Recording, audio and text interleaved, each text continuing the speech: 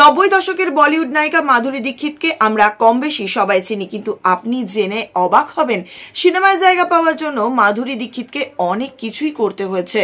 কিন্তু আপনি জেনে অবাক হবেন সিনেমায় জায়গা পাওয়ার জন্য মাধুরী দীক্ষিতকে অনেক কিছুই করতে হয়েছে। বলিউডে জায়গা পাওয়া সেই সময় ততটা সোজা কাজ ছিল না। অনিল কাপুর এবং মাধুরী দীক্ষিত অভিনীত বেটা সিনেমাটির মুক্তির পর সুপারহিট হয়। 1992 সালে মুক্তি পাওয়া এই সিনেমাটির নির্মাতা ছিলেন ইন্দ্র কুমার। সিনেমাটিতে অভিনয়ের জন্য শুরুতে প্রস্তাব দেওয়া হয়েছিল শ্রীদেবীকে। এটি ছিল 1992 সালের অন্যতম ব্যবসা সফল সিনেমা। সেই সময়ে বেটা সিনেমাটি প্রায় 24 কোটি রুপি আয় করে। সিনেমার গানগুলোকে ব্যাপক জনপ্রিয়তা পায়। এই সিনেমায় জনপ্রিয় গানের মধ্যে একটি ছিল ধক ধক করনে লাগা। এই সিনেমাটি মুক্তির আগে মাধুরী দীক্ষিত সেভাবে পরিচিতিই পাননি, কিন্তু বেটা মুক্তির পর রাতারাতি তারকা হয়ে ওঠেন এই অভিনেত্রী। শুরুতে সিনেমার প্রধান চরিত্রে অভিনয়ের জন্য প্রস্তাব দেওয়া হয়েছিল শ্রীদেবীকে, কিন্তু সেই প্রস্তাব তিনি ফিরিয়ে দেন। পরে চরিত্রটিতে চূড়ান্ত করা হয় মাধুরী দেবীকে। এছাড়াও সিনেমায় লক্ষ্মী চরিত্রে অভিনয়ের জন্য ওয়াহিদা রেহমান, শর্মিলা ঠাকুর, মালা সিনহা সহ আরো অনেকেই প্রস্তাব পেয়েছিলেন। তারা কেউই রাজি হননি। শেষ পর্যন্ত চরিত্রটিতে নেওয়া হয় অরুণা ইরানিকে।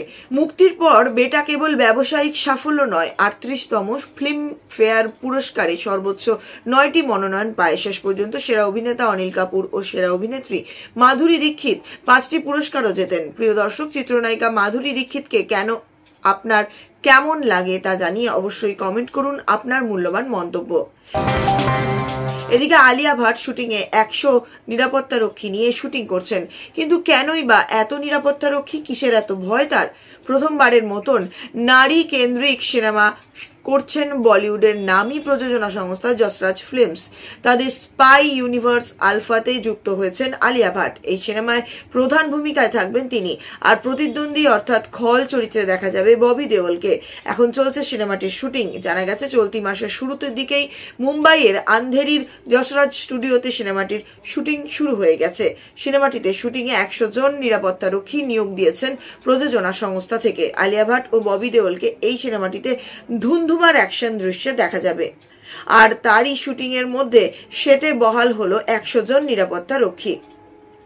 কোন দৃশ্যের ফুটেজ যাতে ফাঁস না হয়ে যায় সেই জন্যই এত নিরাপত্তার কড়াকড়ি।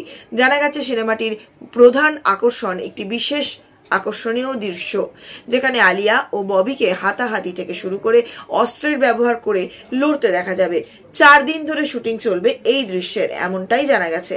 আর তাই প্রযোজক আদিত্য চোপড়া নিরাপত্তা বাড়ানোর জন্য 100 জন লোক রেখেছেন সেটে। এই অ্যাকশনের দৃশ্যে ডিজাইন করেছেন আর্ট ডিরেক্টর অমিত রায় ও সুব্রত চক্রবর্তী। আলফা সিনেমাটি পরিচালনা করছেন শিব রাওয়েল। সিনেমাটিতে আলিয়া ভাট ও ববি দেওল ছাড়াও থাকবেন শর্বরী বাগ।